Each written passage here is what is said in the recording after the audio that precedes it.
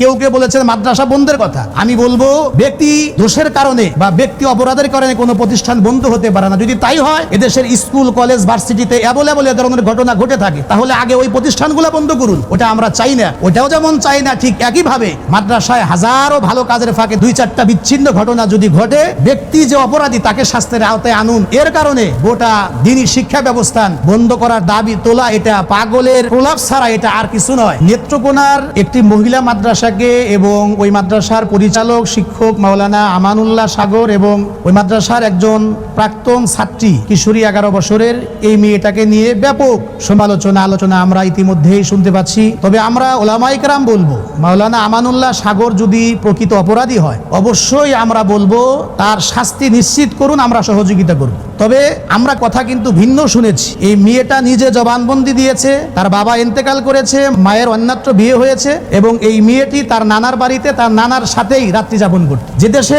বাবার কাছে তার মেয়ে নিরাপদ নয়, আপন ভাইয়ের কাছে তার বোন নিরাপদ নয়, সে দেশে নানার সঙ্গে একসঙ্গে রাত্রি যাপন করলে ওই নানার দ্বারাও যে নাতনির যে সর্বনাশ হবে না, এমনটা তো কঠিনভাবে বলা মুশকিল। এজন্য আমাদের দাবি হলো তদন্ত করুন, তদন্ত করে প্রকৃত যিনি দোষী তাকে সাব্যস্ত করুন এবং তাকে শাস্তির আওতায় আনুন। পক্ষান্তরে আমানুল্লাহ সাগর সে কিন্তু লাইফে এসে চ্যালেঞ্জ করেছে যে ডিএনএ পরীক্ষা করা হোক। এই ডিএনএ পরীক্ষা করার পরে যদি আমি দোষী সাব্যস্ত হোক, আমাকে শাস্তি দেন, আমি আইনের প্রতি শ্রদ্ধাশীল। নিরপরাধী লোককে যদি আপনারা শাস্তির আওতায় আনেন, এবং সে মাওলানাও বলেছে, তাহলে প্রকৃত অপরাধী যারা তারা কিন্তু পার পেয়ে যাবে। এজন্য আমরা ইতিমধ্যে জানতে পারলাম তাকে গ্রেপ্তার করা হয়েছে এবং রিমান্ডেও দেওয়া হয়েছে। পরবর্তীতে যদি আমরা জানতে পারি সে নির্দোষ, তাহলে কিন্তু তার উপর এটা জুলুম করা হবে। যেমনি ভাবে ফেনীর ঘটনা, ইমাম সাহেবকে 1 মাসের উপরে জেল খাটানো হলো, পরবর্তীতে আমরা জানতে পারলাম যে তার এই সর্বনাশ ডিএনএ পরীক্ষা করার পরে তার আপন বড় ভাই করেছে। এখানেও যদি ঠিক ওইভাবে না হয়, এজন্য প্রশাসনকে বলবো আপনারা তদন্ত করুন, প্রকৃত দোষী যে তাকে আপনারা শাস্তির আওতায় আনুন, আর নির্দোষ যে